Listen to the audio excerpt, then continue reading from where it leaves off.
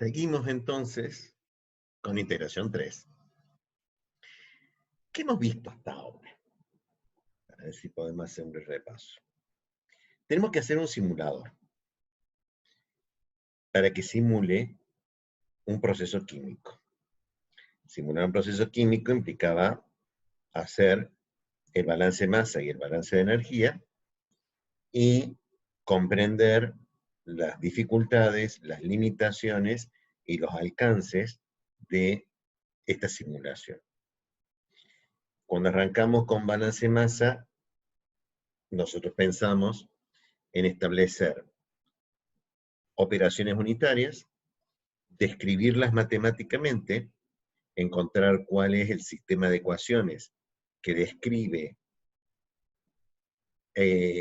aproximadamente o no esa operación unitaria, y digo aproximadamente o no porque para un mezclador el sistema de ecuaciones es ese, mientras que para una torre de destilación, una torre de separación, en realidad nosotros estamos usando un método simplificado como es el de hipótesis de componente clave.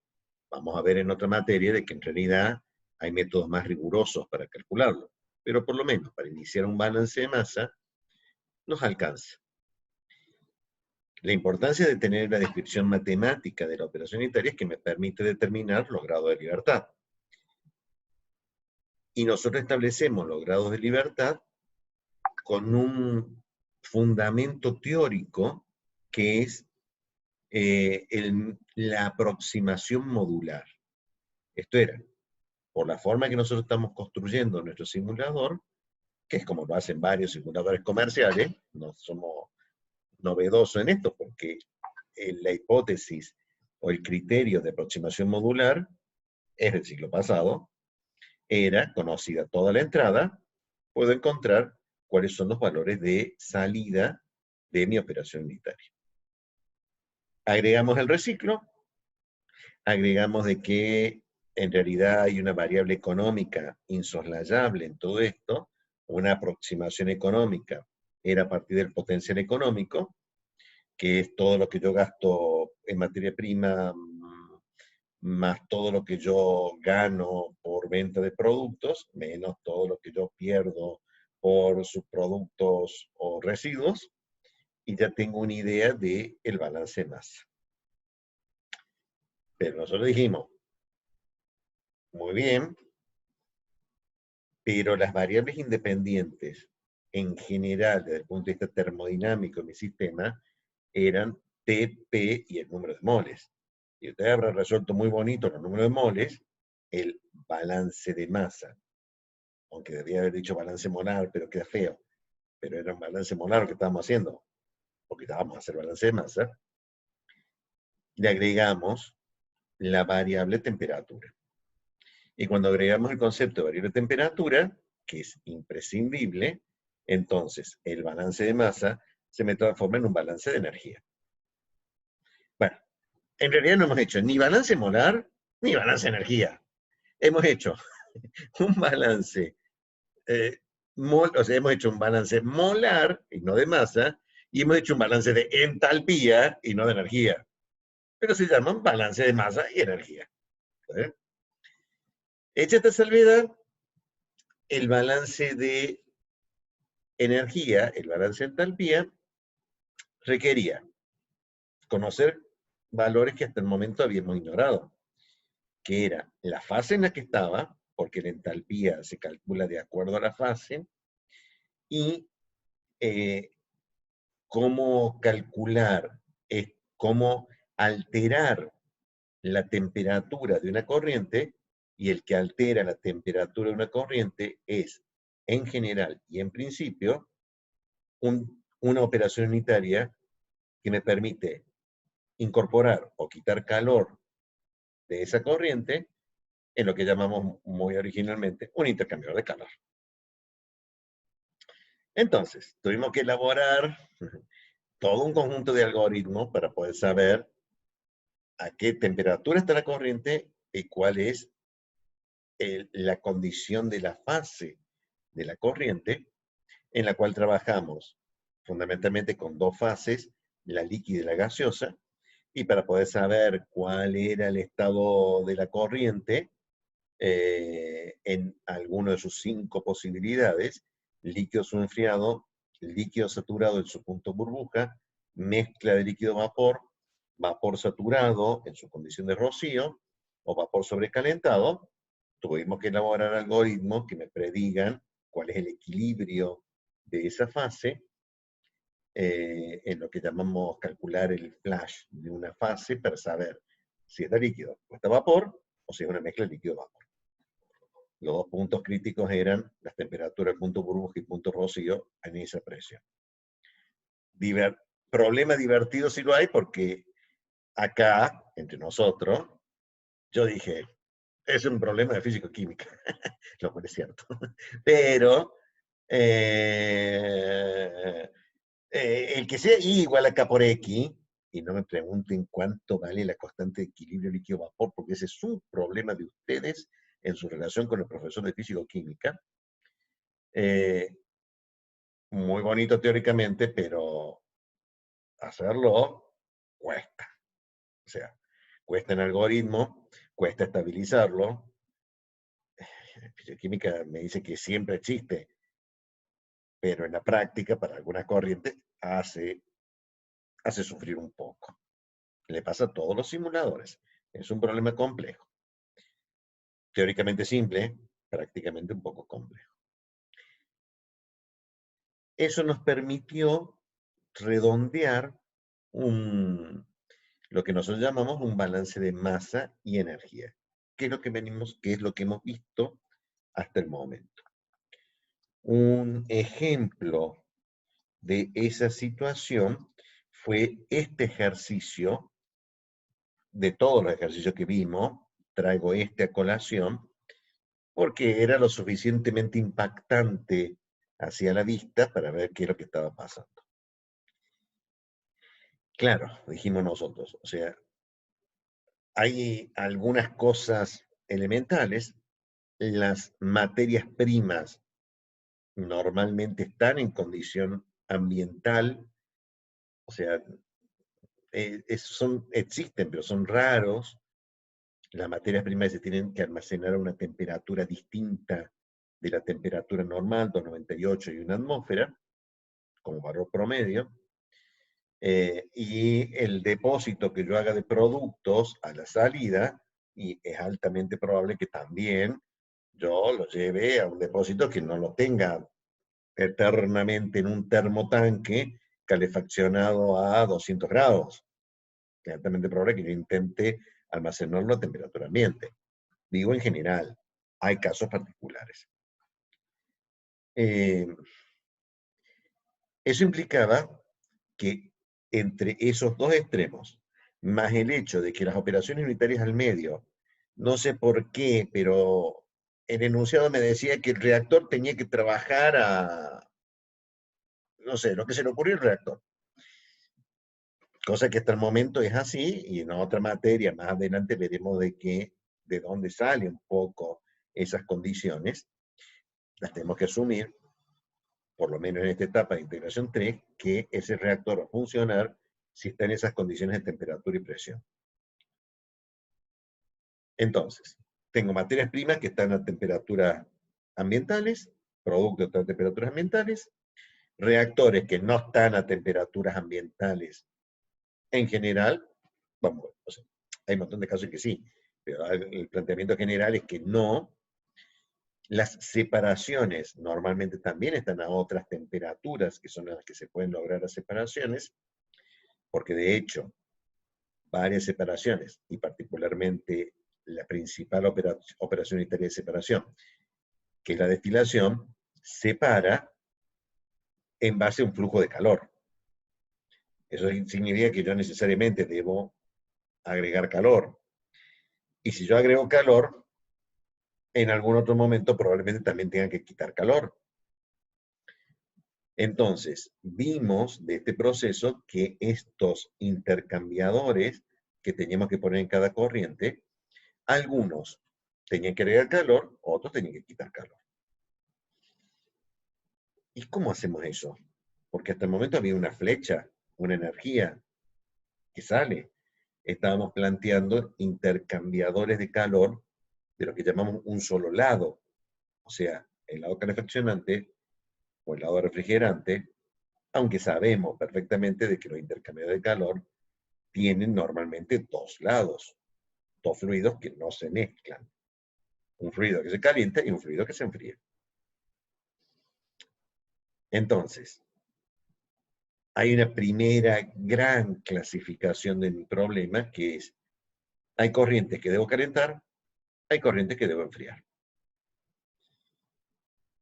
Para calentar o para enfriar corrientes, lo que yo necesito es algo que ustedes ya vieron en la integración 2, que se llama servicios auxiliares.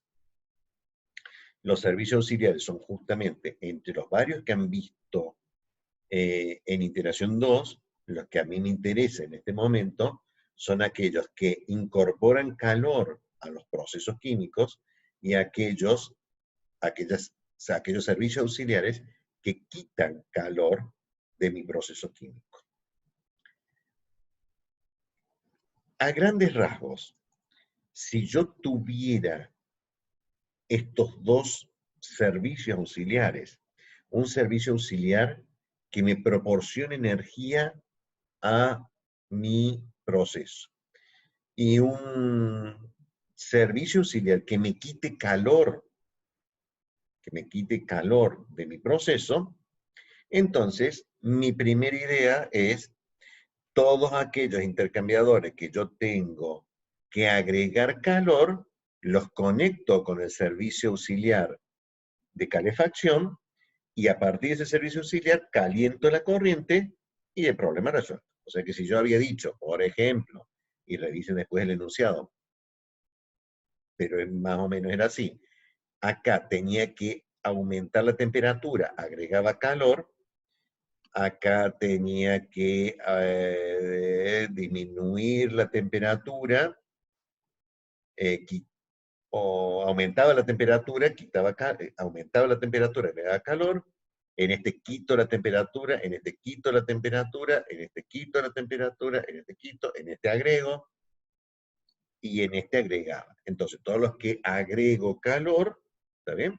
Los conecto con una línea que vaya desde mi servicio de calefacción, que normalmente es un sistema reciclable de corrientes que se denominan que no son de proceso, porque son del servicio auxiliar, conecto todos estos intercambios de calor con este servicio de provisión de calor, lo conecto con la salida y el retorno del servicio de calor, y todo lo que yo necesito, todo intercambio que requieren frío, entonces los conecto con el servicio auxiliar que proporciona frío, que le proporciona frío a este intercambio de calor, y lo que sale lo uno con el retorno de mi sistema de frío y establezco allí otro circuito de reciclo cerrado para poder extraer calor de mi proceso. Esa es la problemática general que vamos a tratar hoy de servicios auxiliares. De los servicios auxiliares que nos interesan a nosotros para la simulación del balance masa y energía, los servicios auxiliares de calor y de enfriamiento. Así se hacía hasta los años 70 del siglo pasado. Y así no fue.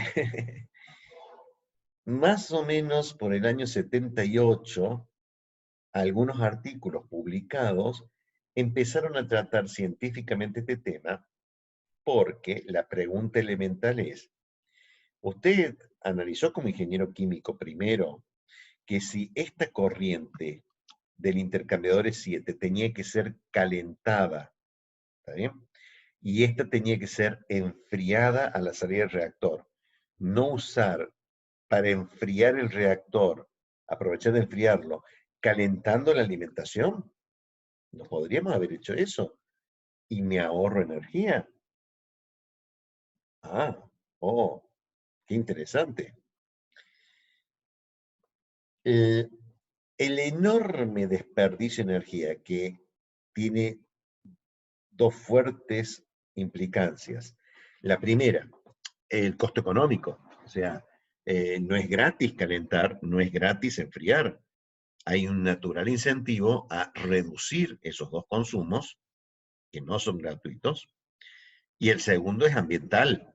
O sea, hay un natural incentivo a hacer un uso racional de la energía, a minimizar las pérdidas de energía, a hacer un análisis exergético, diría yo. O sea, que ya lo han visto, pero no vamos a hacer exactamente un análisis exergético, aunque podemos hacerlo tranquilamente como el de termodinámica, pero antes de hacer ese análisis, que en general es más integrador, porque el análisis de exergía involucra dispositivos mecánicos, bombas, cintas de transporte, o sea, involucra válvulas, o sea, involucra varios otros aspectos más.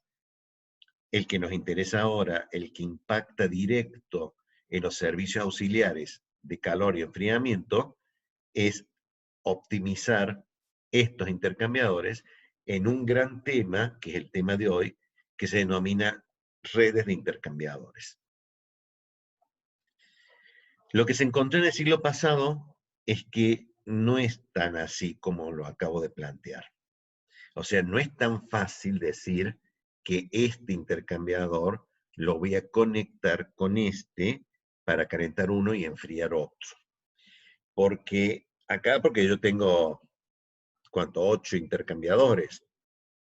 Cuando el sistema se complica bastante. ¿Está bien? Entonces yo necesito establecer una metodología para hacer una red de intercambiador. Y eso es lo que se desarrolló el siglo pasado. Una metodología para hacer el diseño de una red de intercambiadores. Esa metodología, como todo lo que planteamos nosotros, es en gran parte económica, pero también involucra un aspecto crítico y esencial, que es el diseño de estos intercambiadores de calor. Pero en integración 3, yo no hago diseño. O sea, no estamos diseñando las operaciones unitarias. Los diseños de la operación unitaria es un tema de cuarto año, de operaciones unitarias 1, operaciones unitarias 2, ingeniería de reacciones químicas, tecnología y energía térmica. Las 4 materias de diseño de operaciones unitarias.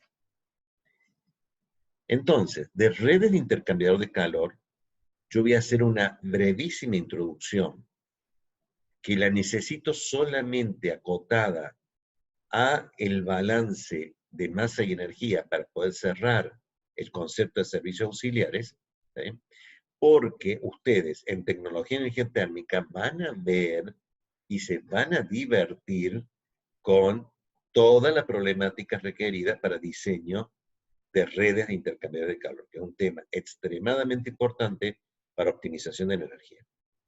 Yo solamente voy a hacer una breve introducción con algunos conceptos críticos para sacar un par de valores globales, que es lo que yo necesito remarcar en este momento, para poder cerrar el balance de masa y energía con los servicios auxiliares.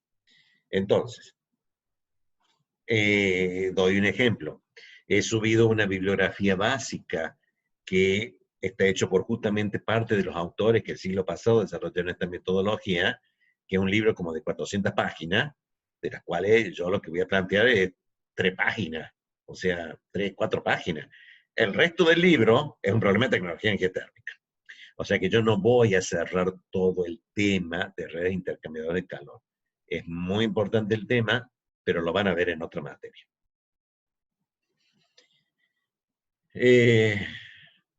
Dicho esto, ¿qué es lo que a nosotros nos interesa en integración 3? Tenemos que aprovecharlo en integración 3 porque estamos haciendo el simulador para tener en cuenta o en claro algunos otros criterios. Primero, este ejemplo, este es un balance de masa y energía de un proceso. Lo primero que debo tener en claro es que yo puse intercambiadores que no son correctos conceptualmente. Conceptualmente yo tenía una corriente. La corriente F2, que en el balance de masa lo planteé simplemente como F2, pero tuve que agregar otra corriente llamada F16, principalmente por el tema de las temperaturas, porque desde el punto de vista de la masa son iguales, pero como tengo dos temperaturas distintas, yo seccioné la corriente 2 en dos corrientes con una operación unitaria al medio llamado intercambiador de calor. Pero lo primero que analiza redes de intercambiadores es que usted no se preocupe por el intercambiador de calor. El intercambiador de calor es el resultado final del análisis de red de intercambiadores. Y lo más probable es que usted no ponga un intercambiador de calor, que ponga 3 intercambiadores de calor, porque va a querer enfriar con esta, calentar con esta, meter esta y acomodar esta. O sea, en realidad, los intercambiadores de calor, el primer concepto es que no es único. Por eso es que no, en el análisis de red de intercambiador de calor, no hablamos del intercambiador de calor, sino de lo que necesita la corriente. O sea, es el primer concepto crítico. Hacerles entender de que el resultado final es altamente probable que no haya un intercambiador de calor, sino que haya varios intercambiadores de calor entre la salida del mezclador y la entrada del reactor. Porque tengo un natural incentivo a aprovechar cuanto kilowatt tenga dando vuelta para mezclarlo este con este y este con este. O sea que tengo que poner sobre la mesa todo mi proceso para poder después ver quién con quién. Ese ver quién con quién lo van a ver en tecnología de energía térmica. Ahora yo solamente voy a ver el resultado final al cual voy a arribar, porque el resultado final es un problema termodinámico. Y ustedes son expertos en termodinámica. Así que, problema resuelto.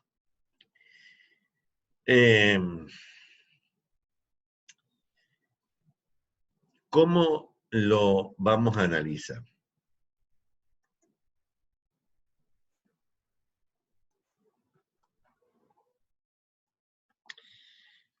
El libro, que ya está subido a la V, se dice Análisis del pinch e integración de procesos.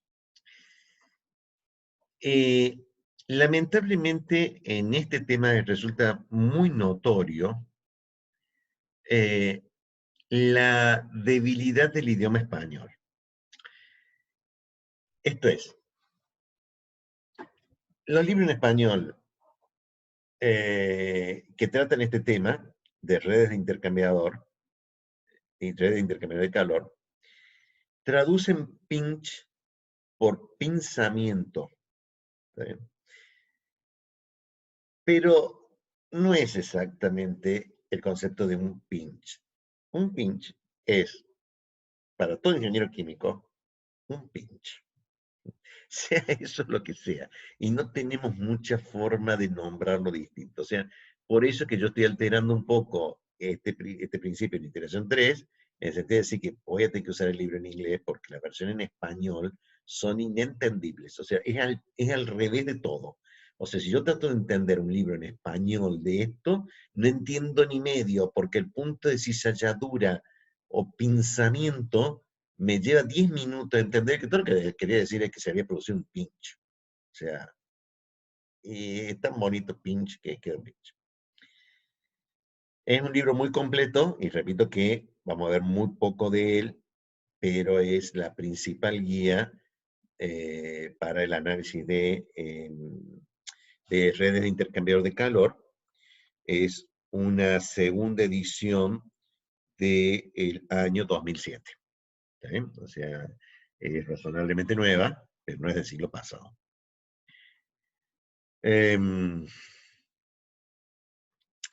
Nuevamente es para ustedes. En época de emergencia estamos haciendo esto de tener alguna bibliografía que debimos haber comprado. El Sevier, que la editorial es muy celosa al respecto, O sea que no es un libro de libre circulación, es un libro básicamente para estudio nuestro. O sea, y me resulta más fácil explicarlo de acá que explicarlo desde cualquier otro escenario.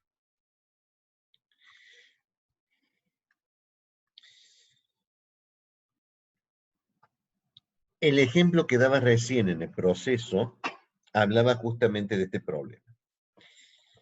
Lo primero es que yo tengo corrientes y voy a tener que compatibilizar el idioma de redes de intercambio de calor con el idioma de balance de masa y energía. La corriente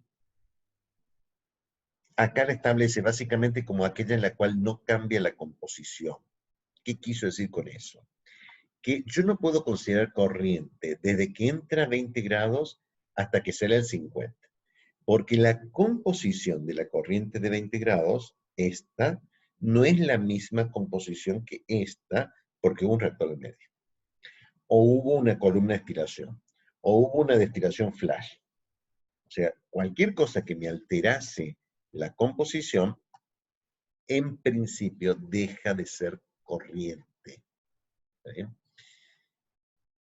Para nosotros, conceptualmente, esta corriente era la equivalente a la del balance de masa, porque efectivamente, como vimos recién en el ejercicio, F2, que era esto, no cambiaba de composición, sino cambiaba de temperatura. Esa corriente que para nuestro balance de energía eran la entrada y la salida de los intercambiadores que pusimos, lo vamos a clasificar a grandes rasgos en dos tipos, en cold and hot, en calientes y frías. Las corrientes calientes deben ser enfriadas y las corrientes frías deben ser calentadas. Repito ese concepto. Vamos a clasificarlas en cold, frías, porque deben ser calentadas. Esto es, mi intercambiador de calor tiene que ingresar energía a ese intercambio de calor porque está fría y debe ser calentada. Y las corrientes calientes de hot stream deben ser enfriadas. Desde ese punto de vista, esta de 20 grados a 200 es una corriente fría porque debe ser calentada. Y esta corriente, la salida del reactor, es una corriente caliente porque debe ser enfriada. Como debe ser enfriada, la temperatura de salida es menor que la de la entrada. Y viceversa. Entonces, supongamos que la corriente fría tenga un determinado caudal.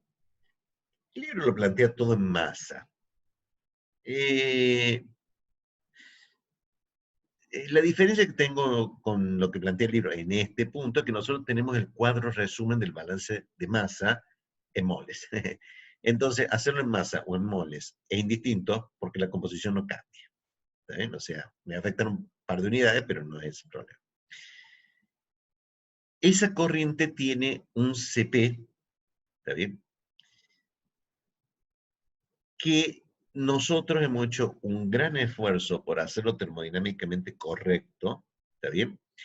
Y en esta instancia, para hacer redes de intercambiador, por el objetivo que tengo, que es hacer una determinación de qué intercambiadores voy a necesitar, voy a hacer algunas suposiciones simplificadoras, no porque me alteren el balance de energía, porque el balance de energía se calcula y se simula con lo que hemos visto, con las entalpías calculadas como la integral de Cp diferencial de T multiplicado por la fracción molar, porque es una entalpía de la sustancia pura, sumado la entalpía en exceso, ¿está bien?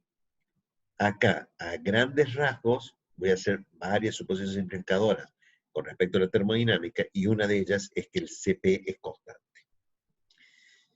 Más adelante veremos, no, nosotros no, van a ver más adelante ustedes en otra materia qué se hace cuando esa suposición y el libro lo aclara más abajo, cuando no la puedo aplicar, más riguroso, cómo se hace el método. ¿Está bien? Pero por ahora no nos interesa eso. Define el flujo de capacidad calorífica, cosa rara. La capacidad calorífica. ¿Qué es la capacidad calorífica? Perdón. La capacidad calorífica es la cantidad de calor entregado a una sustancia para que eleve 1 grado la temperatura. Si ustedes me responden eso en esta materia o en cualquier otra materia, después de termodinámica, le hace termodinámica, físico-química, IRQ, operaciones 2 o alguna de esas variantes, y ustedes me responden que era eso, yo no lo voy a dudar. Lo dije, está grabado, voy a poner el 2, con una sonrisita, y me voy a reír. Se equivocaron, no era eso. El Cp era la derivada de la entalpía con respecto a la temperatura a presión constante. Cp, la derivada de H con respecto a TAP. Eso es Cp, y no hay otra forma de decirlo.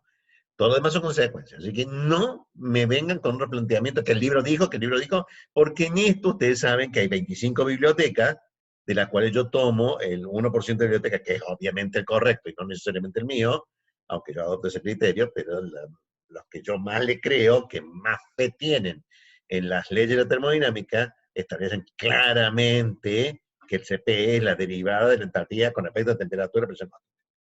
Cero. Acá habla de un flujo de capacidad calorífica. Es el producto flujo molar total por Cp, que en otras materias, fenómenos y tecnología térmica, lo llamamos genéricamente WCP, o sea, W por Cp, el flujo másico, masa por unidad de energía, masa por unidad de tiempo, multiplicado por la capacidad calorífica. ¿Ven? Flujo de capacidad calorífica. Y lo llama Cp mayúscula. No es un Cp, es un flujo de Cp. Por eso tiene unidades de kilowatt Kelvin. Tiene en la corriente fría una temperatura inicial, una temperatura de entrada, una temperatura de salida, y la corriente caliente tiene una temperatura de entrada, una temperatura de salida. De heat load es el flujo de calor. Q como flujo de calor.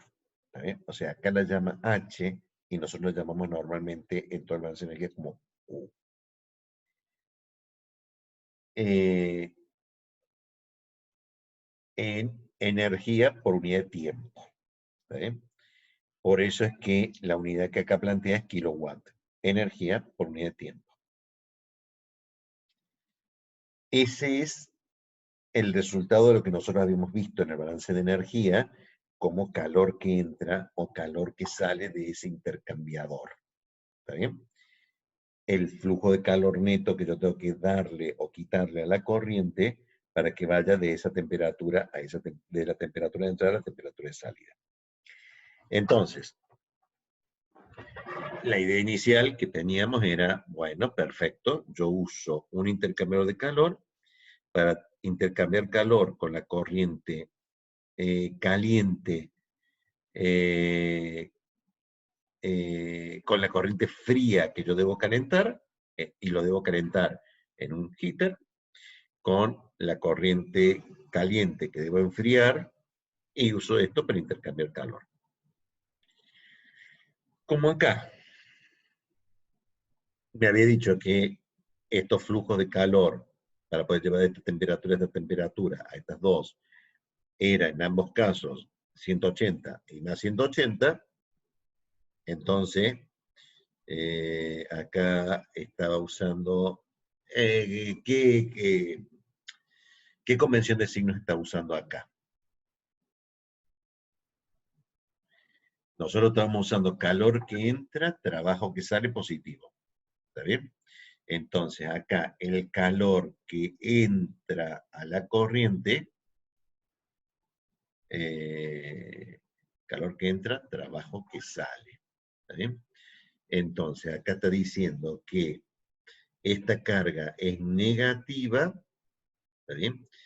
Está usando los signos al revés de como nosotros lo estamos usando, porque acá aumenta la temperatura y para aumentar la temperatura de la corriente, yo tenía que agregar calor, era un calor positivo, mientras que la otra tenía que quitar, era un calor negativo. Como toda convención de signos es una convención de signos, ¿está bien? Acá lo que me va a importar más son los flujos netos y después voy a poner quién calienta, quién enfría, a quién suma y quién resta.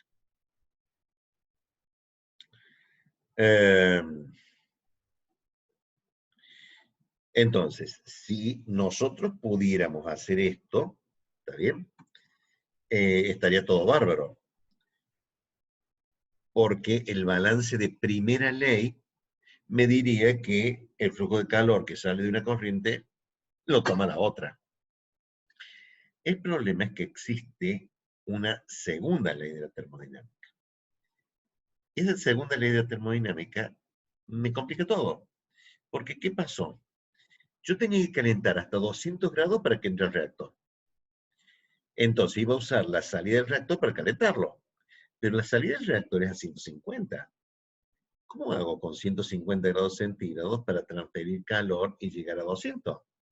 Espontáneamente no se puede, la segunda ley me lo prohíbe, porque el flujo espontáneo de calor va desde la temperatura más alta a la temperatura más baja. O sea que si yo parto de una temperatura de 150 como corriente caliente, puedo calentar una corriente de 20 hasta 150, y vamos a ver que en realidad no podía, pero está claro que hasta más de 150 no puedo. La segunda ley me lo prohíbe. Entonces, aunque energéticamente, y este caso es un ejemplo al azar de este tipo, energéticamente la primera ley me dice que yo puedo hacer que todo el calor que necesito para calentar lo use para enfriar, en la práctica la segunda ley me dice que hay algunas operaciones permitidas y algunas operaciones prohibidas. Entonces no puedo hacer esto y ahí es donde interviene el análisis de redes de intercambiadores. O sea, no puedo hacer esto por primera ley.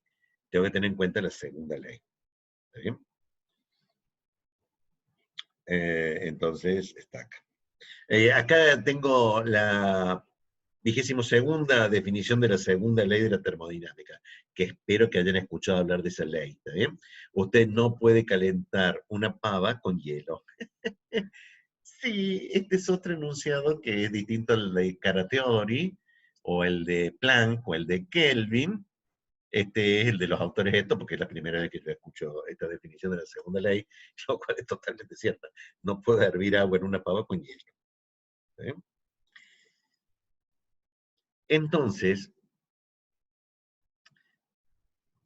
la entalpía no lo es todo, los flujos de calor no lo son todo, tengo que analizar en el contexto de las temperaturas que tengo. Entonces, haciendo ese análisis, graficando flujos de calor en abscisas y temperatura en ordenadas, observo que la corriente eh, caliente, la corriente caliente, que es la de puntos, estaba entre 50 y 150 grados, la corriente fría estaba entre 50 y 200 grados, ¿está bien? Y 200 grados, se debería haber llegado hasta acá. Perdón, sí llega hasta ahí porque es 200 grados, que es ese punto, 20 grados, que es ese punto en temperatura, y 50 y 150 en temperaturas. Si yo analizo, yo veo que hay un intervalo de temperaturas en los cuales yo podría hacer un intercambio de calor, pero de aquí para temperaturas más bajas no puedo hacer intercambio, y temperaturas más altas que estas no puedo hacer intercambio de calor porque violaría la segunda ley de la termodinámica. Este es un caso particular porque si además estas dos rectas se tocasen, la diferencia de temperaturas entre la corriente caliente y la corriente fría, la diferencia de temperatura sería cero. Pero para que haya transferencia de calor, tendría que saber primero lo que es calor, ¿no? ¿Qué era el calor? En este momento todo el mundo levantaría la mano en el aula desesperado por responderme. Yo quiero responder qué es lo que es calor porque yo la sé esa. Y como ni ahora ninguno me levanta la mano, y ninguno me levanta la mano porque la verdad que esto está siendo grabado y me está viendo una grabación, calor era la energía que intercambiaban dos cuerpos por diferencia de temperatura. O sea que si no hay diferencia de temperatura, no hay flujo de calor.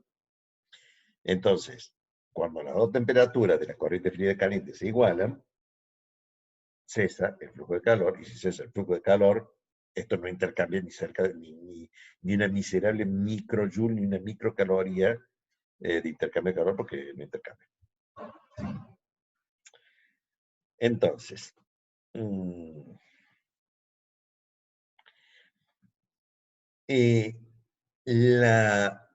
el flujo de calor que nosotros encontrábamos en el balance de energía, que lo hacíamos como la integral del WCP por delta T, o sea, o la integral del flujo molar total por el CP por el diferencial de T, yo voy a suponer que se lo puede linealizar a través de un CP constante, un flujo de capacidad calorífica constante por la diferencia de temperaturas entre entrada y salida.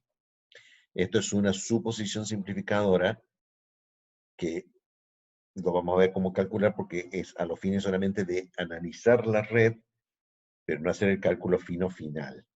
El cálculo fino final lo va a tener que hacer en tecnología térmica. Entonces, yo puedo decir que ese flujo de calor, esa diferencia en entalpía que debe intercambiar una corriente, está dada por este CP delta T. Eso significa que la pendiente de esta recta, como está graficando en temperatura y flujo de calor, la pendiente de esa recta es 1 sobre CP. ¿Sí?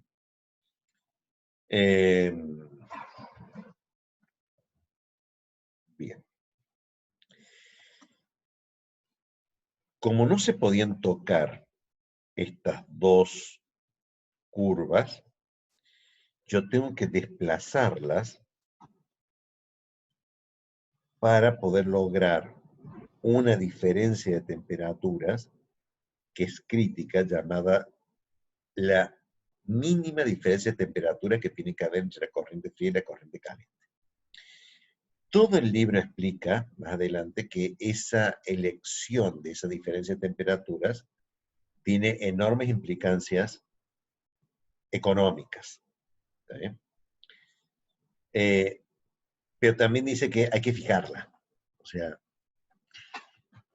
normalmente, a menos que se diga lo contrario, esa diferencia se suele frecuentemente asumir como de 10 grados. El mismo libro dice que no es, o sea, es bastante frecuente poner 5 o 20 grados. O sea, hay un incentivo para poner una diferencia pequeña, pero eso me aumenta el área del intercambiador. Entonces tiene un impacto económico. Y si yo la pongo muy grande, a esa diferencia, tengo mucho desperdicio de energía, lo cual también me afecta económicamente. O sea que tarde o temprano voy a tener que hacer un análisis global para ver qué diferencia de temperaturas elijo. Para nosotros, en integración 3, basta con decir que vamos a tomar una diferencia de temperatura mínima entre la corriente caliente y la fría de 10 grados centígrados. Insistiendo en esto, no es ley. Van a ver en tecnología geotérmica el impacto que tiene esa elección.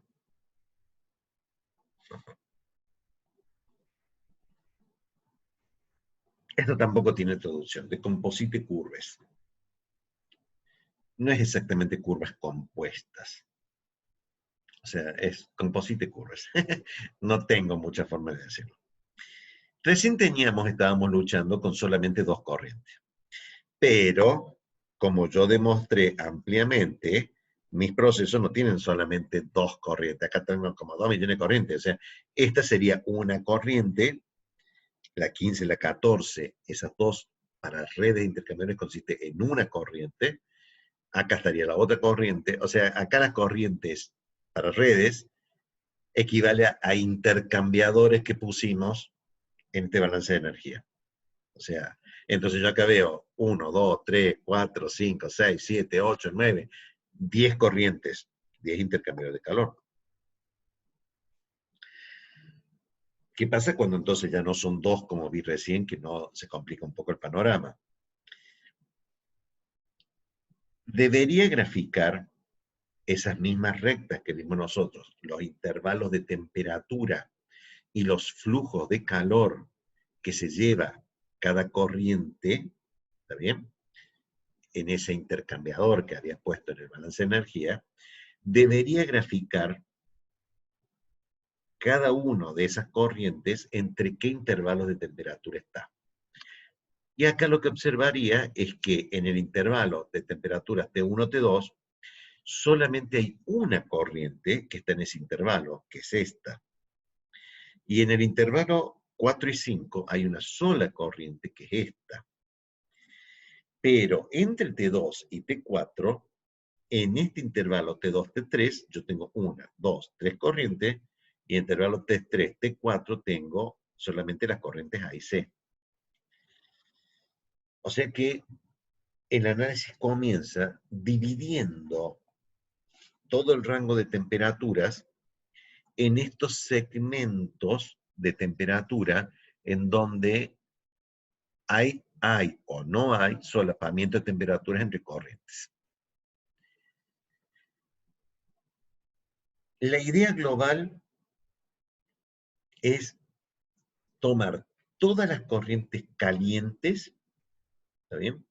Y hacerme una mega corriente caliente que tenga en cuenta todas las sumas. Y ahí es donde viene lo divertido. O sea, por eso es que después puede no resultar un intercambiador de calor. Porque acá lo que voy diciendo es que voy a juntar todas las energías de las corrientes calientes en una sola distribución para ver qué puedo hacer con todas las corrientes calientes, y exactamente lo mismo voy a hacer con las corrientes frías. Las voy a juntar todas para formar un pool de energías producto de las corrientes frías. Hacer eso se llama composite curves. Agruparlas, ¿está bien?, por corriente caliente y corrientes frías, para hacerme una mega corriente caliente, una mega corriente fría. Cada segmento de temperatura aporta energía de acuerdo a la corriente que está. O sea, acá lo que me está planteando justamente es que en este intervalo, desde este punto hasta esta temperatura, el aporte de energía viene solamente por la corriente B. Pero en este intervalo entre T2 y T3, el aporte de energía está proviniendo de las corrientes A, B y C, cada una de ellas con su CP de flujo de capacidad calorífica. Entonces ahí se suman los aportes de todas estas corrientes. El intervalo de temperaturas es T2, T3, y yo sumo los aportes de energía de cada una de las corrientes, su CP de flujo de capacidad calorífica. Entonces, cuando yo hago esta suma, veo que los aportes de energía son distintos en cada segmento. O sea, en este segmento, el aporte de energía lo leo como diferencia entre ese punto y ese punto, pero en la escala de H, esa diferencia es el aporte de energía, producto solamente de la corriente B en ese rango de temperaturas. Pero en el rango de temperatura T2, T3, tengo un aporte de energía mucho más alto, porque son 3 corrientes, un poco menos en esta, porque son 2 corrientes, y en esta hay una sola corriente de vuelta. No se olviden que la pendiente de estas curvas era 1 sobre CP. Y en ningún momento estamos diciendo que el CP mayúsculas de esta corriente sea igual al de esta corriente. Por consiguiente, las pendientes son distintas. He logrado formar las curvas compuestas calientes y las curvas compuestas frías. Entonces, ahora yo puedo analizar no los aportes individuales, sino todo el aporte de mi proceso a corrientes calientes y corrientes frías. Eso es lo que acá me dice en todo este diagrama, que comparándolo con el diagrama de dos corrientes, me sigue diciendo más o menos lo mismo, que es entre esta condición en donde yo tengo salto térmico entre las corrientes calientes y frías, y esta condición que tengo entre las corrientes calientes y frías, puedo hacer intercambio de calor siempre y cuando esta diferencia que tengo entre las curvas calientes y frías no se toquen, porque si se llegan a tocar, el flujo de calor entre las corrientes calientes y las frías es de cero, y no puedo operar esto. Necesito una diferencia, pero también veo de que hay un punto en donde esa diferencia es mínima y en otros puntos la diferencia de temperaturas entre las corrientes calientes y frías es más alta que la mínima y por consiguiente puedo transferir calor tranquilamente. Todo lo que no puedo lograr de intercambiar calor entre las corrientes calientes y frías, ¿está bien? Lo que está por fuera de este segmento, de aquí hasta aquí, lo tengo que suministrar con un servicio auxiliar de calor. Y este era mi resultado y mi objetivo. Esto era ver que hay una forma de saber cuánto pueden intercambiar los intercambiadores en esta red y lo que no puedo intercambiar, tarde o temprano, necesito suministrarle energía, pero solamente por ese pedazo. Yo no tengo que calentar todo, yo tengo que calentar lo suficiente para cumplir con esto, o sea, este rango de temperatura que es mucho más chico, ¿está bien? Y suministrar solamente esta diferencia de entalpías entre este punto y este punto a la temperatura alta, o sea que esto es justamente el servicio de calor, y que lo último que yo no puedo eh, intercambiar, lo tengo que tirar como calor al sistema de enfriamiento. No me interesa cómo voy a hacer lo del medio, o sea, qué intercambiador voy a poner con quién. En este momento lo que me interesa es que yo voy a necesitar intercambiar calor, calentar.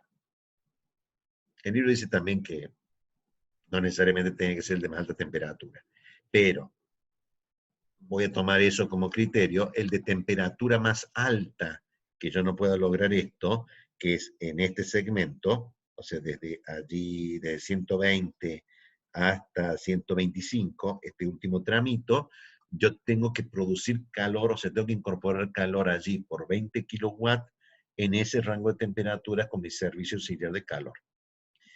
Y en este rango de temperatura que van desde los 60 y pico hasta los 20 grados centígrados, yo voy a tener que suministrar frío para dar cuenta de enfriar ese último tramo de corriente que, para colmo, tal como veo el punto, me deben corresponder a dos corrientes, porque no se ve que si hubiera sido una corriente hubiera sido una sola recta, que la recta se quiebra en la curva compuesta, en de composite curve, justamente porque hay solapamiento de corrientes. Entonces, acá hay un quiebre, acá hay un solapamiento, en este rango hay un solapamiento de corriente, es casi seguro que voy a tener que poner un intercambiador para el de esta corriente y otro intercambiador para el de la otra corriente. O sea, pero ¿cuántos intercambiadores? Después van a ver en tecnología térmica qué dice la teoría de realmente cuántos intercambiadores voy a tener que poner, porque también eso se puede calcular, forma parte de redes, pero no es mi objetivo. Entonces, analizando este proceso, ¿está bien? Vemos que hay 4 corrientes en total, 2 frías, 2 calientes, con este CP, con este rango de temperaturas, y lo primero que plantea para poder hacer esto es que aunque hay mucha corriente en el problema, en general el delta T mínimo ocurre en un punto de cercanía, el más cercano, en general. Bueno, en tecnología térmica puede haber 2 o 3 pinch, ¿está bien? O sea, no necesariamente debe haber uno, puede haber varios, ¿está bien? Esto significa que es posible diseñar una red que usa los mínimos requerimientos de los servicios auxiliares solo cuando los intercambiadores en el pinch operan a un delta T hasta el delta T mínimo. O sea, no puedo, o sea, ese cálculo, o sea, si yo aumento este delta T y por consiguiente los desplazo verticalmente, al desplazarlos verticalmente, me va a requerir más calor acá y más calor al sistema de refrigeración. O sea que yo me tengo que diseñar para un delta T mínimo, y mi delta T mínimo en toda integración 3 va a ser de 10 grados centígrados. ¿Por qué? Porque lo quiero de 10 grados centígrados. En un nombre. ¿Sí? Acá analiza el mismo problema y pueden seguir ustedes al análisis en forma de tabla, ¿está bien? Yo voy a pasar, o sea, léanlo, pero yo voy a pasar al análisis en la curva del Grand Composite. Me resulta más fácil hacerlo porque ya tengo toda la información en MATLAB. O sea, el mismo concepto de tabla que está allí me permite decir que yo voy a intercambiar calor con una, con otra corriente. El mismo fenómeno lo puedo ver analizándolo de la siguiente forma. Primero, yo debía garantizar un salto térmico de 10 grados centígrados. Entonces, para garantizar ese salto térmico de 10 grados centígrados, donde se produciría el pinch, lo que hago, aunque parece raro, es ajustar las temperaturas. ¿Está bien? Ajustar las temperaturas quiere decir que yo le voy a sumar, y hay varias formas de ajustar la temperatura,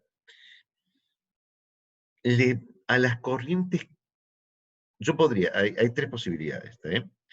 Dejar las calientes como están y restarle 10 grados a las frías, o dejar las frías como está y sumarle 10 grados a la caliente, o lo que propone este libro, pero el mismo libro se encarga de decir que a veces se toma una fija y se suma los días a la otra. Este libro lo que hace es sumarle 5 grados a las frías y restarle 5 grados a las calientes. ¿Está bien? O sea, dice, bueno, voy a ser conservador. Voy a desplazar las temperaturas de las corrientes. 5 grados para arriba, 5 grados para abajo, ¿sí?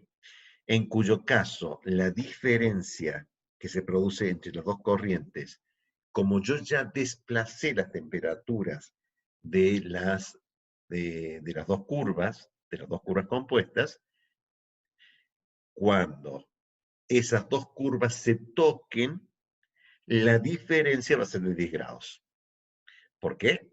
Porque las curvas las hice subiendo 5 y restando 5, entonces las curvas ya estaban tocadas con un desplazamiento en temperatura. Cuando las dos curvas compuestas, caliente y fría, se toquen, se producirá el pinch. Porque la diferencia va a ser de 10 grados. Entonces, lo primero que hago es hacer este corrimiento de temperaturas. Le sumo 5 a las frías, le resto 5 a las calientes. Observen cómo quedó. Y con ese desplazamiento, entonces yo puedo hacer esto. Expresar todas las temperaturas en términos. Acá, voy a hacer esto. Correr las temperaturas por un valor medio. Esto es, todas las corrientes calientes se reducen en delta T mínimo sobre 2 y todas las corrientes frías se incrementan por delta T sobre 2. Con ese desplazamiento, Entonces yo lo que veo es dónde estas dos curvas compuestas se tocan. Para ver dónde se toquen, tendría que hacer un mecanismo de prueba y error, ¿está bien? De ir subiendo, bajando, hasta ver dónde se tocan. Entonces, en vez de ver eso, la propuesta que hace el libro, ven que gráficamente queda muy bonito, pero después como dice la gráfica, ¿está bien? Lo que plantea es hacer la gran curva compuesta, el Grand Composite. No tengo otra forma de decirlo, es el Grand Composite, el Grand Composite Curve. Representa las diferencias entre los calores disponibles de las corrientes calientes y los calores requeridos por la corriente fría relativas al pinch. Esto es la diferencia entre los dos. Entonces lo que yo voy a hacer es no graficar la curva de entalpía de temperatura de la corriente caliente y la corriente fría, sino graficar la diferencia entre esas dos curvas. Y cuando la diferencia entre las dos curvas me dé cero, se produce el pinch. Entonces, ahí, al graficar las diferencias de temperatura entre las corrientes calientes y las corrientes frías, ¿está bien? Me queda esta curva, la gran composite, ¿está bien? En donde me dice que este último tramo, como no llegó a cero, ¿está bien? Voy a necesitar darle un calor adicional, que es la diferencia entre el cero y este valor en la punta de este gran composite, y esa diferencia producida a esta temperatura es el flujo de calor que yo necesito de mi servicio auxiliar de calor. Fácil y rápido. O sea, si yo hago la curva gran composite y la ajusto para que se produzca el pinch, esta diferencia de alta temperatura es el servicio de calor, y esta diferencia que existe a la temperatura en la cual está este punto, que es la temperatura baja, a esa temperatura, esta diferencia de entalpías desde 0 hasta aquí es el flujo de calor que yo debo retirar de mi proceso al sistema de enfriamiento. Qué interesante. O sea, a ver si lo entiende, ingeniero. Yo tenía esto, y yo no sé quién con quién. Y en este momento no lo voy a hacer yo en integración 3 porque lo van a hacer ustedes en tecnología térmica. Pero si yo junto todas las calientes, junto todas las frías, las resto, lo que me quede con la restricción de la segunda ley de la termodinámica, que me dice que debo tener diferentes temperaturas, lo que me quede es la cantidad de energía que yo debo proporcionar y extraer o agregar de mis servicios auxiliares, haciendo un gran pool con todas las corrientes calientes, con todas las corrientes frías. O sea que yo no hago este pool con los intercambiadores, lo hago con las corrientes. Después el método dice, sí, sí, usted hizo todo ese cálculo muy bonito, pero ahora empiece a arreglar para ver concretamente quién con quién está con esta, y si esta corriente tengo que intercambiar con esta y con esta, tengo que intercambiar con esta y con esta, o sea, hay todo un método por detrás que lo van a ver ustedes, va a tener que romper el pinch, y si tiene dos pinches estamos en el horno. Tiene varios problemas, tiene que intercambiar calor de un lado al otro el pinch, varios problemas, pero a mí esos problema de tecnología de energía térmica, no es problema mío. Yo lo que necesito es un balance de masa y energía, y si yo hice el balance de energía, ¿para qué lo hice? Pues porque yo necesito los requerimientos de mis servicios auxiliares. Y para saber el requerimiento de mis servicios auxiliares, en primera instancia, ¿está bien? Lo que necesito es hacer la curva del gran composite, ver lo que me quede y suplir lo que me queda.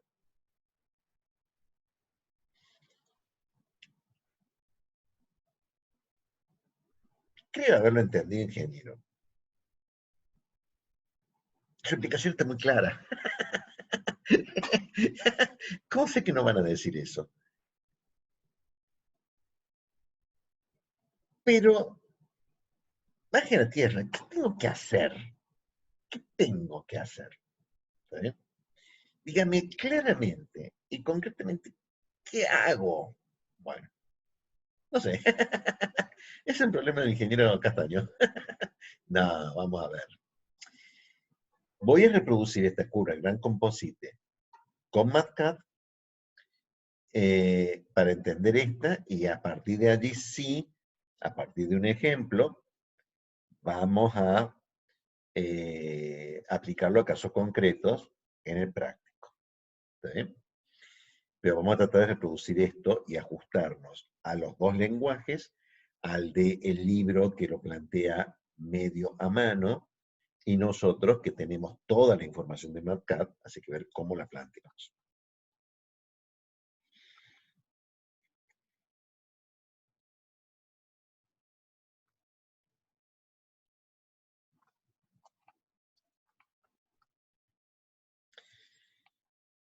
Para eso voy a compartir las dos al mismo tiempo para ver cómo de los datos que tengo acá, cómo los llevo a MATCAD y obtengo la misma respuesta.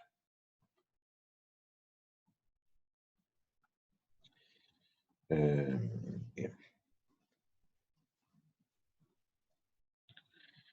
Todo arrancaba con esta tabla de 4 corrientes. Bien. ¿Cómo tenemos nosotros organizado en MATCAD las corrientes? Es un poco distinto. Bien. Nosotros teníamos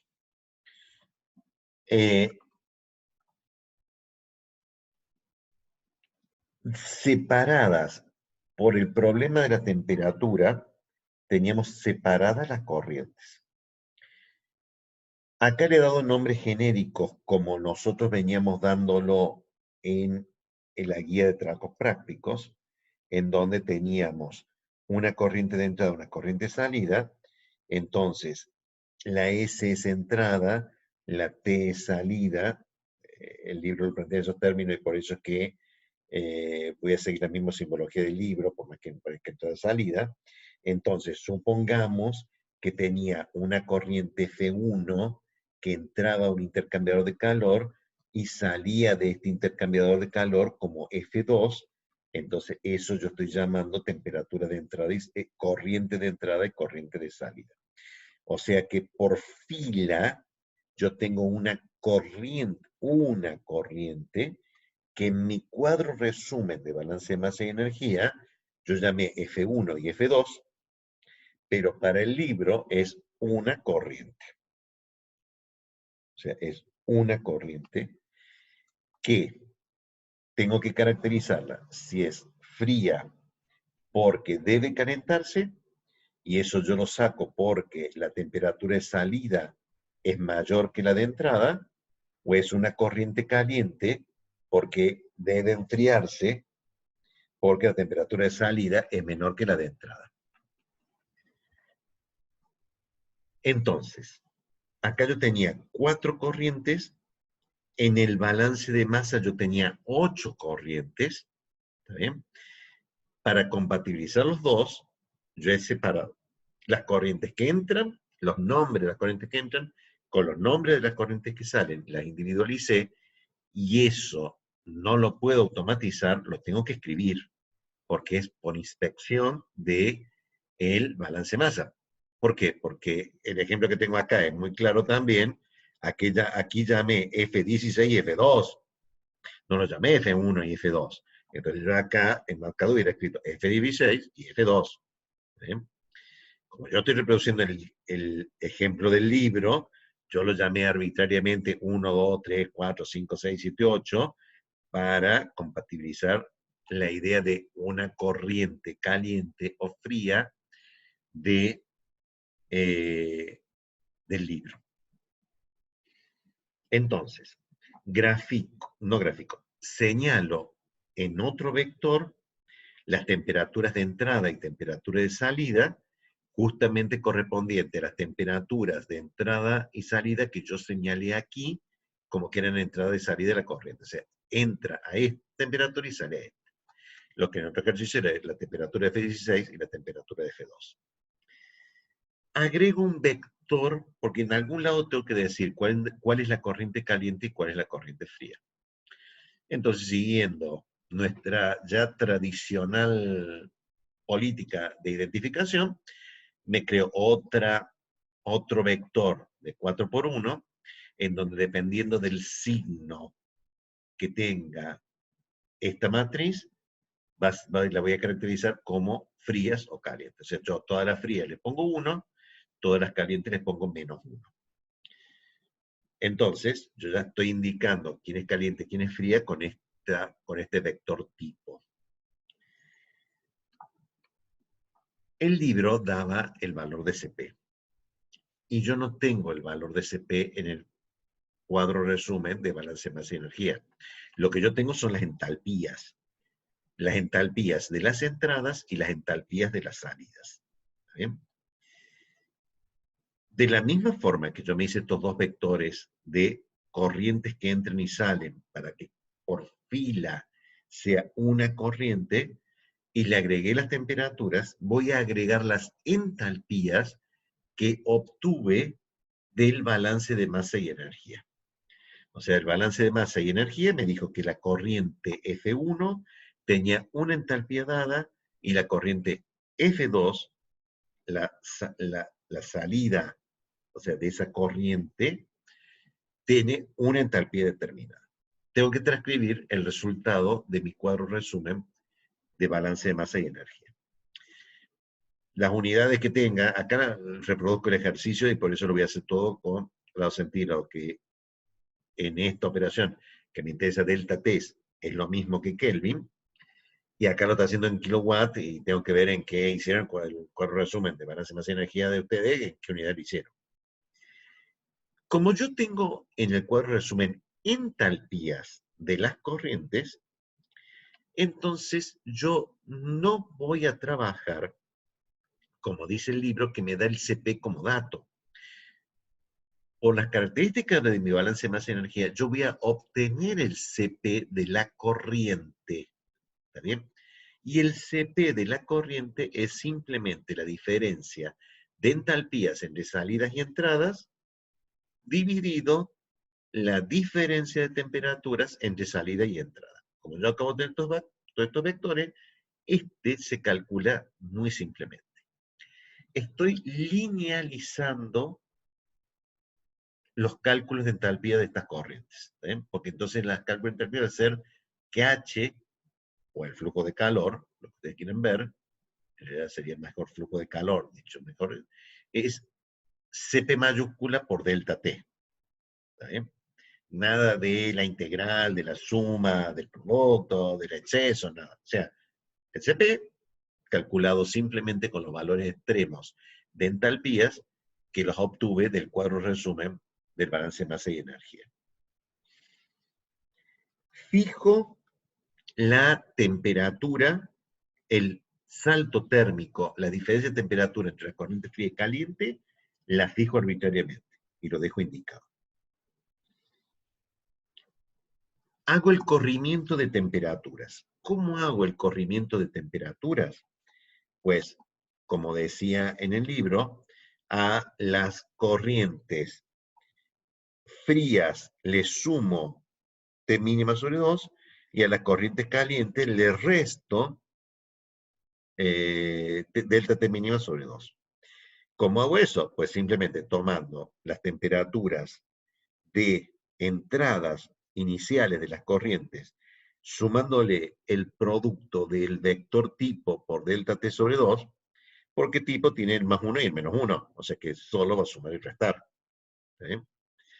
Entonces, las SS le suma y resta, y me queda exactamente igual lo que está en el ejemplo, 25, 165, 85, 145, y las de salida de las corrientes, nuevamente le sumo y resto, ¿está bien? De acuerdo a si son calientes o frías, y el resultado de sumar eso es 140, 55, 145, 25. O sea que he podido reproducir fácilmente esta tabla, lo más fácil que había, el proceso tabla.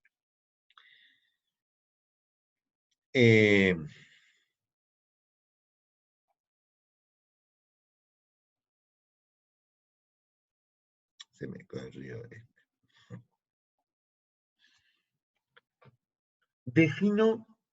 No defino. A partir de acá evalúo cuántas corrientes tengo. ¿Está bien? Y lo señalo acá porque no quiero estar contando constantemente. Entonces, en este ejemplo particular había 4 corrientes de intercambio.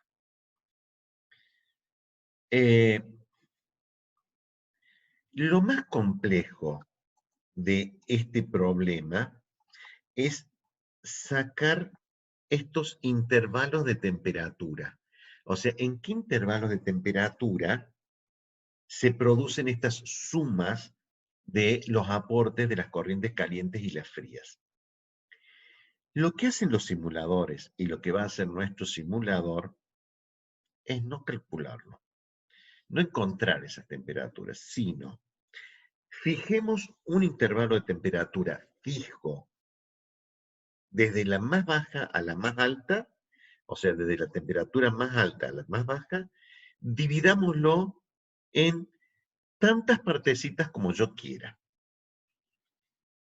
Dos valores son típicos, 5 grados o 1 grado centígrado. ¿Sí? Depende mucho de las temperaturas iniciales y finales, diré yo, porque la temperatura inicial, o sea, tercero,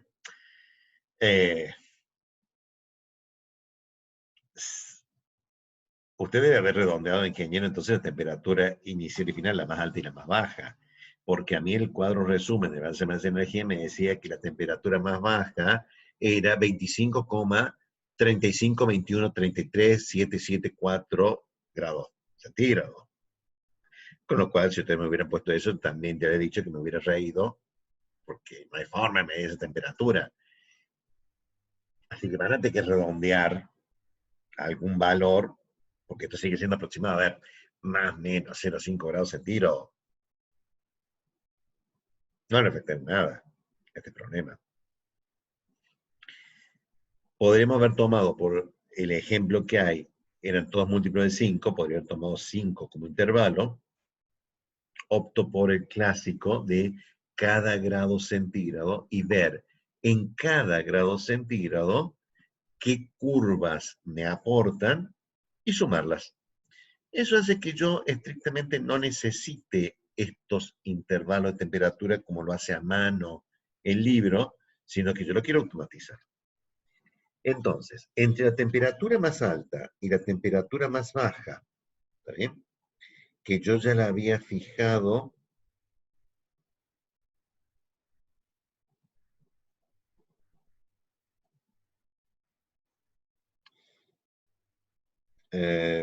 como T mínima y T máxima, ¿está bien? Y la T mínima y la T máxima, inspeccionando estos dos, sería la mínima por todo concepto. O sea, acá no tengo necesariamente, no es necesario que la temperatura más baja sea en entrada, puede ser una temperatura más baja en salida. O sea que yo tengo que tomar el conjunto de las dos temperaturas, las de las entradas y las salidas, y de ese conjunto sacar cuál es la más baja y cuál es la más alta. O sea, la más alta y la más baja por todo concepto. ¿Sí? Acá todavía es inspeccionable y probablemente cuando tenga 10 o 15 corrientes todavía es inspeccionable. ¿Está bien? Si no, voy a tener que calcular el máximo de estas, de la entrada, el máximo de la de salida, y quedarme con el máximo de las dos, y el mínimo de las entradas, el mínimo de la salida, y quedarme con el mínimo de las dos, para fijar cuáles son las temperaturas mínimas y máximas entre las cuales yo voy a graficar. Como yo seleccioné el intervalo de temperatura en el cual voy a seccionar todo mi análisis de la curva Gran Composite, El número de puntos que yo voy a calcular, esto es igual que los que vieron en el fundamento de informática, que si lo vieron, el número de puntos que yo tengo que hacer es la máxima menos la mínima dividido el incremento, y le voy a sumar 1, por motivos que ya van a ver, voy a necesitar segmentar en 141 puntos.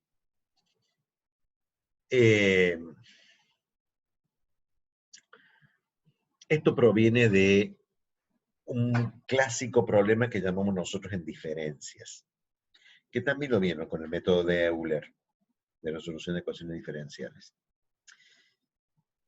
Como yo segmento un eje y me interesa la primera diferencia, al hacer la primera diferencia es n menos 1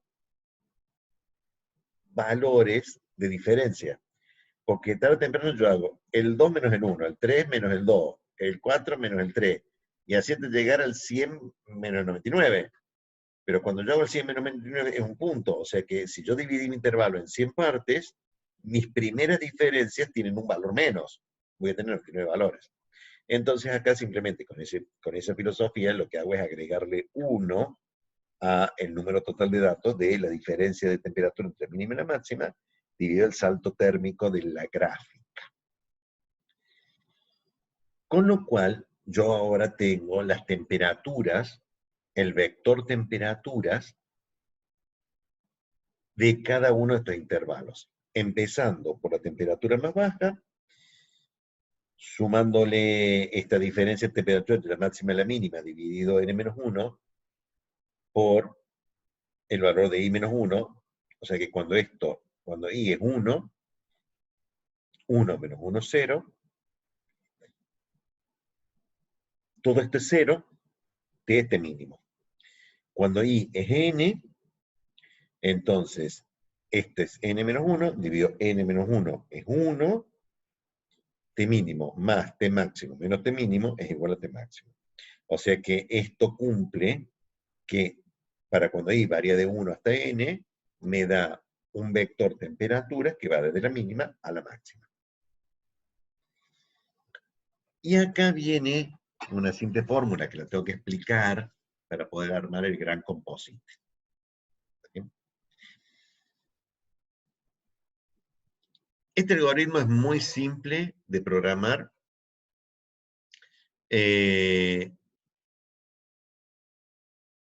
No lo puedo poner como función, como un IFAC, porque es demasiado simple. Y tengo que ajustarlo al problema en concreto. Pero es como ustedes vieron el fundamento de informática. Hay que saberlo. Y no me vuelvan a plantear que es lo mismo de el cálculo de raíz mayor o raíz menor en termodinámica, que era una pavada. El cálculo de la subrutina, diría yo, del given find para el cálculo de punto Burruch y Rocío. Esto en un given find. Deberían haber ustedes programado el método Unifac o Penn Robinson para entender eso. Y esta es una miserable introducción a la programación porque vamos a programar en MATCAD. O sea, les garantizo que no les garantizo que se reciban, pero si ustedes hacen el esfuerzo de continuar, que más les vale que lo hagan, al esfuerzo por lo menos, van a ver que vamos a tener que programar áspero, casi que esto es una pavada. Como voy a hacer una operación secuencial tipo de Euler, tengo que arrancar de un punto inicial, ¿está bien?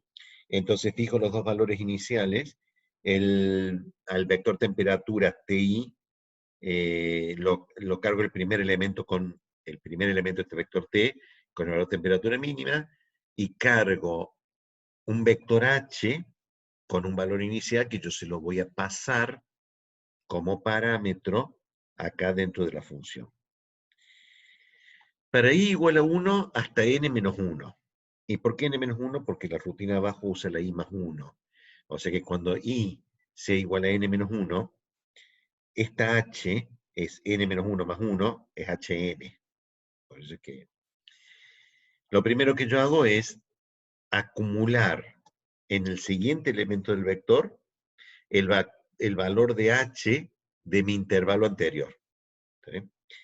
Y a ese valor de h de mi intervalo anterior, tomo todas las corrientes que haya, que yo tenía los vectores de 4 elementos, por eso el número de corrientes es 4, y si la temperatura del intervalo, esta temperatura del intervalo, es para una corriente fría, para una corriente fría, esa temperatura es mayor o igual que la temperatura desplazada de entrada, es mayor que la temperatura y menor que la temperatura de salida, si eso se cumple para esa corriente, entonces sume el valor del Cp por delta T. ¿Sí? Si no está dentro de ese intervalo, no sume nada. Pero si la corriente es fría, los intervalos de temperatura son distintos. O sea, ahora yo me tengo que preguntar si la temperatura que yo tengo en el segmento es mayor o igual, pero la de entrada es la de salida de la fría y menor que la de entrada de la fría, ¿está bien? Entonces, el aporte de entalpía de la curva compuesta de los fríos se resta. Y los aportes de la curva de las corrientes de las de cold stream se suma. De hot stream se resta. ¿Eh? Y entonces voy a sumar todos los aportes de las corrientes frías y restarle todos los aportes de las corrientes calientes. Entonces lo que yo estoy haciendo no es la curva composite de las calientes o de la fría, sino la gran composite, que es las diferencias entre las corrientes calientes y frías. Aumento el intervalo de temperatura y veo que me queda. Lo que me queda es esto. O sea, yo tenía que pasar un parámetro de entalpía inicial. ¿Qué pasa? Yo no sabía cuánto era, entonces le puse 0. Pero cuando yo veo que es 0, ¿está bien? Veo que hay un punto que es 0, pero hay una diferencia que es negativa.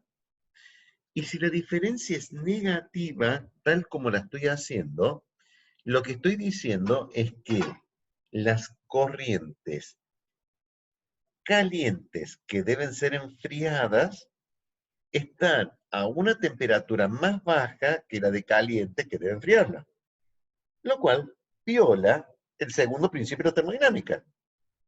O sea que si este valor de diferencia es negativo, si el valor de la diferencia neta es negativo, la segunda ley me prohíbe hacer esta transferencia de energía. La gran composite, la curva gran composite no puede ser negativa. Eso significa que tarde o temprano yo tengo que sumarle, o sea, tengo que desplazarla horizontalmente, y como vimos en álgebra, los desplazamientos a lo largo de los ejes implica simplemente una suma de un término constante. ¿Sí? ¿Cuál es la suma de ese término constante? Pues el valor del cual arrancaba. Entonces, yo me fijo que si yo arranco con 0, el mínimo valor que tiene esta curva gran composite es menos 60. Eso quiere decir de que si yo le sumo 60 acá, o sea, lo calculo a 60, que es el negativo de este mínimo, o sea, el opuesto de este mínimo, desplacé toda la curva hacia la derecha 60 unidades de entalpía, con lo cual el mínimo que yo estaba teniendo se me transformó en 0. En ese punto se produjo un pinch. Cuando la curva Grand Composite se hace 0, aparece el pinch.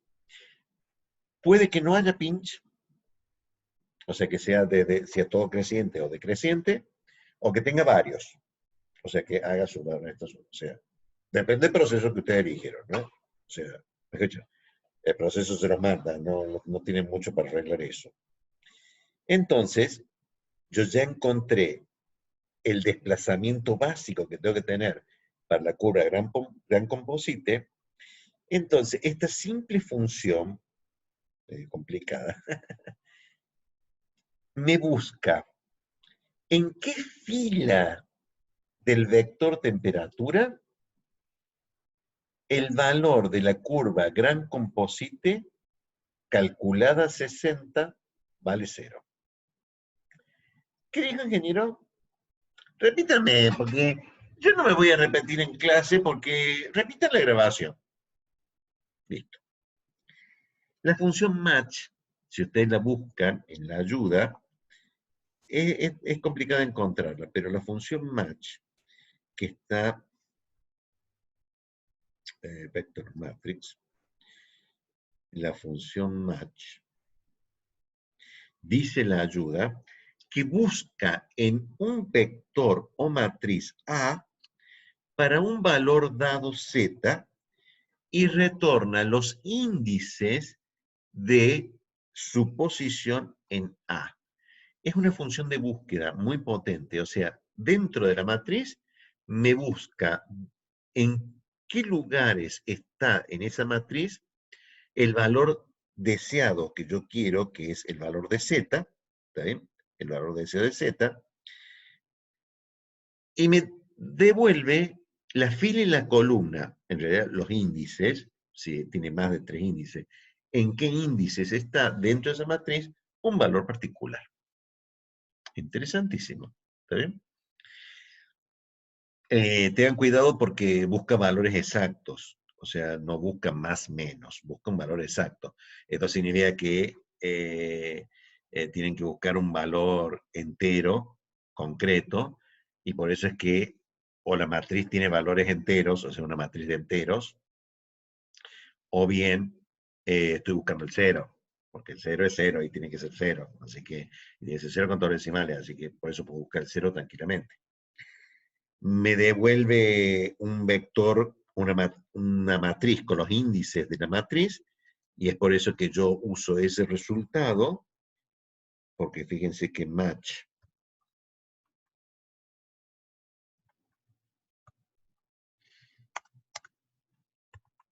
me devuelve una matriz como el vector donde yo busco el vector gran composite es de una columna, me devuelve un vector columna. Y me dice que el elemento 61 de esa matriz está el valor de 0. Para ver si es cierto, ¿sí? Yo acá mostré cuánto valía a 60, y acá me dice que el elemento 61, el elemento fila 61, tiene un valor de 0. Entonces yo le dije, bueno, en esa fila, la fila 61, ¿cuánto vale la temperatura de la fila 61? Vale 85 grados centígrados. Esa es la temperatura del pinch. El requerimiento de calor para calentamiento es el valor justamente extremo que yo tengo acá, calculado a 60, que es este valor, el de la temperatura más alta, ¿está bien? Que como yo evolucioné desde T mínima a la T máxima, el valor, el último elemento de esta matriz, me va a devolver el valor de esa entalpía, de ese flujo de calor. Esta H en el libro era flujo de calor, y ese es el requerimiento que yo necesito de mi servicio de calefacción a la temperatura que se produzca, que es a la T máxima.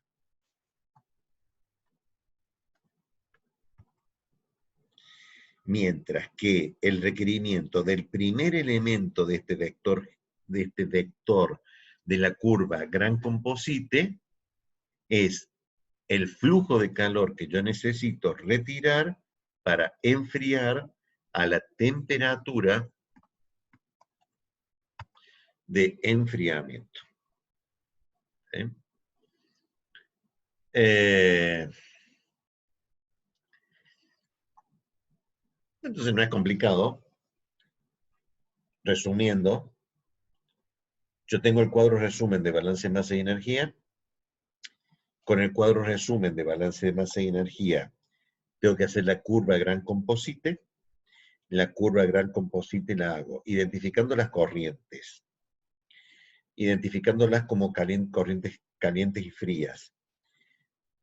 Obteniendo la información, extrayendo la información, dice el libro, de cuáles son las temperaturas a las cuales entra y a las cuales termina la corriente, que mi cuadro balance de masa y energía eran dos corrientes, acá conceptualmente es una por fila, con las entalpías de entrada y salida, o sea, la entalpía que tenía la corriente en esas condiciones, con dos condiciones de temperatura, encuentro cuánto vale el CP, el flujo de capacidad calorífica, defino el salto térmico mínimo que voy a tener entre las curvas caliente y fría, desplazo los vectores temperatura en más menos delta T mínima sobre 2, especifico cuántas corrientes hay y calculo la curva gran composite cada grado centígrado. ¿Eh? La curva gran composite calculada a 0, con el valor inicial de 0, si me da 0 como valor mínimo, problema resuelto. Si no me da 0, leo cuánto es el valor más chico que tengo que poner, porque eso es lo que produce el desplazamiento. Observen que este es el desplazamiento mínimo. Si yo no hubiera desplazado 60, por ejemplo, hubiera desplazado 80, con la curva gran composite, con lo cual la curva gran composite ahora se me desplazó más a la derecha. Automáticamente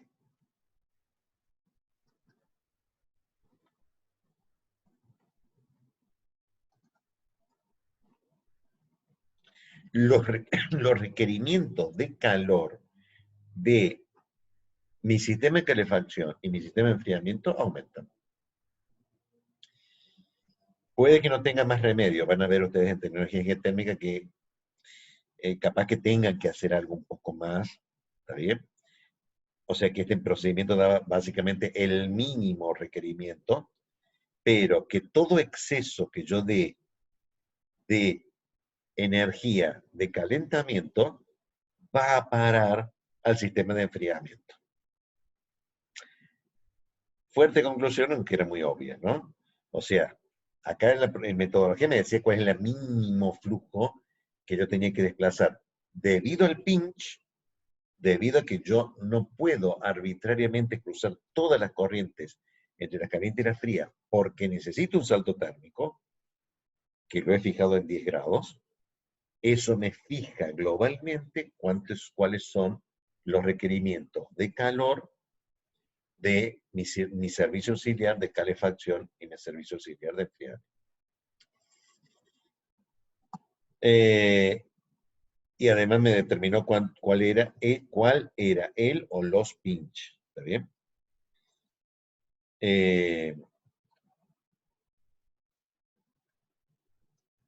Volviendo a lo que plantea el libro,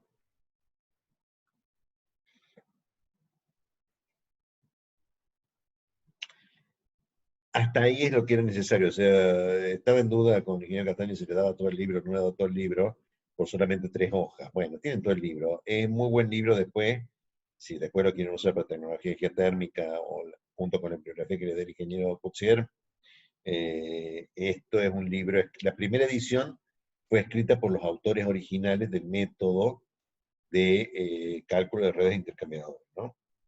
Entonces, este es un libro hecho por los autores originales. Y acá lo único que a mí me interesa es decir, acá está todo el análisis de cómo extraigo los datos, qué pasa si el CP no es constante, hay varias cosas para decir que no me interesan en este momento, excepto esta. Cosa que, de verdad que no sé por qué lo digo, porque ustedes ya deberían, no deberían, ustedes ya lo saben. Los suministros de energía de servicio sirve para calefacción incluyen normalmente hornos, calderas, contacto directo con gas, calor obtenido de máquinas térmicas, esto es, le hace compresores que calientan. Se puede usar fluido térmico o aceite o sales minerales fundidas, ¿está bien? Los gases de salida de los sistemas de refrigeración y condensadores con bomba de calor, ¿qué quiero decir? Ustedes tenían el sistema de refrigeración, sea eso lo que sea. Casi seguro implicaba una bomba, ¿está bien? En el gran sistema, esa bombita podía no haber sido eléctrica, sino con un motor de explosión interna. Y si podía un motor de explosión interna como bomba, como compresor, entonces tiene gases de salida. Y esos gases de salida tienen calor. Aprovechenlo. O calentarlo con resistencia eléctrica. Y para los sistemas de enfriamiento, un sistema de torres de enfriamiento, aeroenfriadores, el cooler, generadores de vapor y rehervidores, agua enfriada con un sistema de circuito de refrigeración o máquinas térmicas que estén por debajo del pinch. Esto es la gran clasificación. Nosotros, en el próximo tema, nos vamos a concentrar en hornos y torres de enfriamiento. El torre de enfriamiento lo voy a decir claramente porque también eso lo van a diseñar en operaciones 2, que básicamente usamos agua para enfriar, usamos la evaporación del agua para enfriar. Nosotros no vamos a hacer ese cálculo, lo único que yo necesito saber es qué salto térmico tengo en la torre de enfriamiento, o sea, puede admitir agua hasta 40 grados, pongamos aproximadamente. Cuanto más alta es, mayores son las pérdidas por evaporación del agua del sistema de torre de enfriamiento. O sea, vamos a tener que fijar una temperatura máxima. La temperatura de salida del agua fría depende del día, la temperatura del día, la humedad, una serie de cosas. La vamos a fijar también arbitrariamente en 20 grados. O sea que la torre de enfriamiento es capaz de enfriarme de 40 a 20. Y sabiendo que es agua, si el gran composite, la curva del gran composite me dice que yo necesitaba extraer 60 kilowatts, teniendo agua con ese salto térmico, yo saco cuál es el agua de enfriamiento que yo necesito y con eso voy a dimensionar todo mi sistema de enfriamiento y torre de enfriamiento, que no es mi problema, ¿no? Y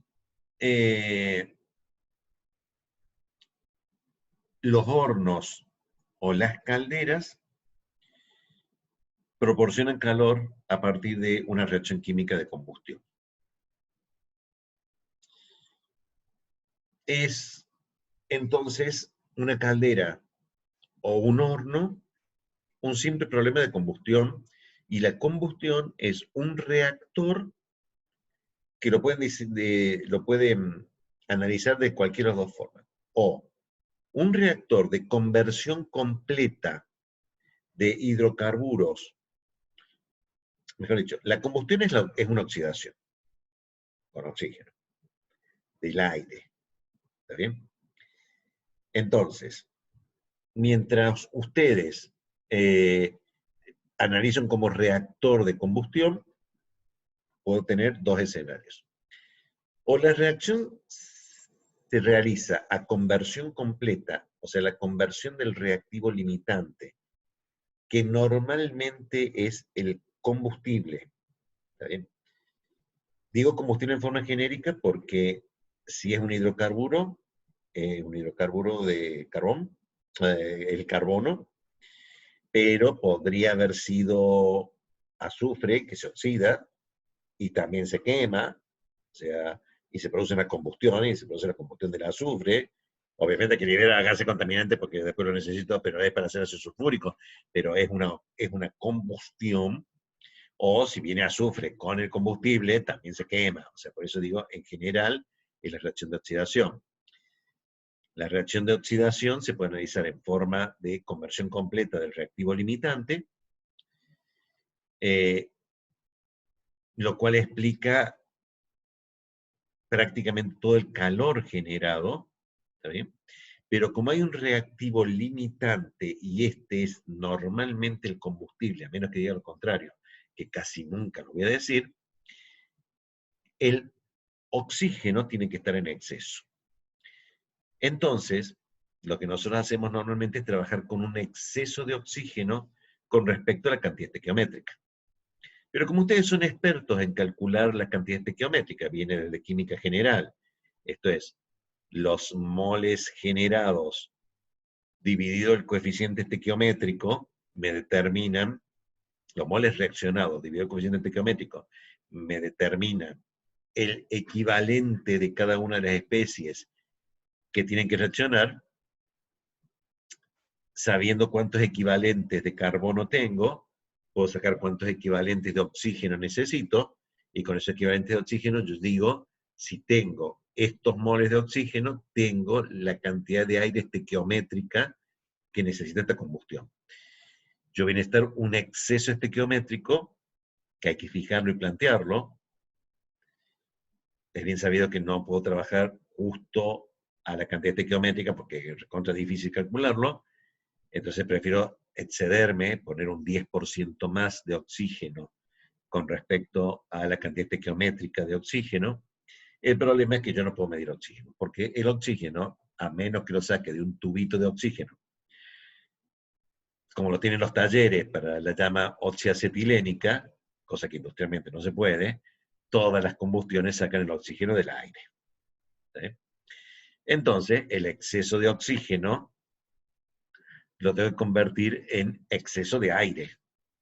¿Sí? ¿Pero qué es el aire?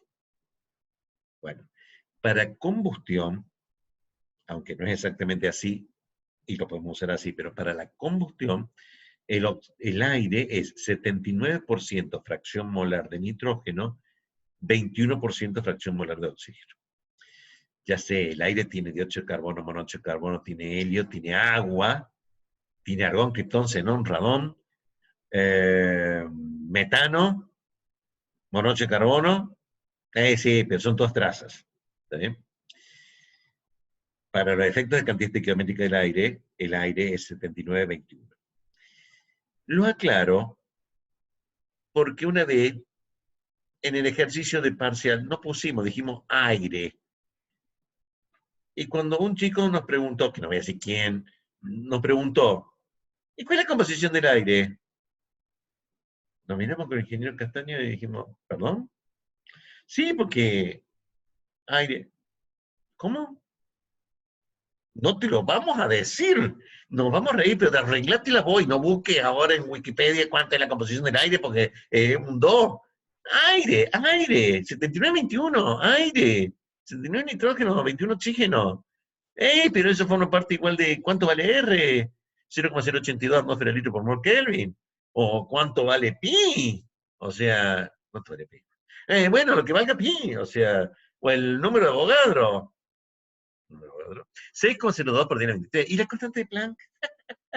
Ahí los agarré. ¿Y la constante de Stefan-Boltzmann? Que también la vamos a necesitar. ¿Y la constante de gravitación universal? Uy, eso es peor. Bueno, sí, no tiene que ser todo. Pero aire es aire, 79-21. No me vengan con otra cosa.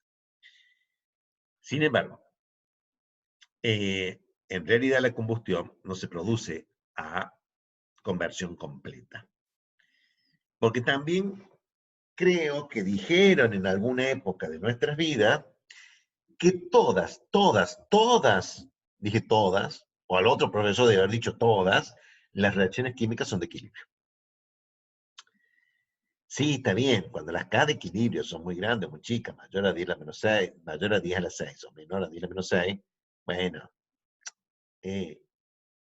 equilibrio, ¿sí? Es irreversible, pero en realidad hay que trabajar con las constantes de equilibrio porque son reactores, que globalmente son reactores de equilibrio. Y con ese equilibrio me empiezan a aparecer cosas raras. O sea, a partir de ahí aparece que aunque yo tenga exceso de aire, monóxido hay. porque depende de la temperatura de equilibrio.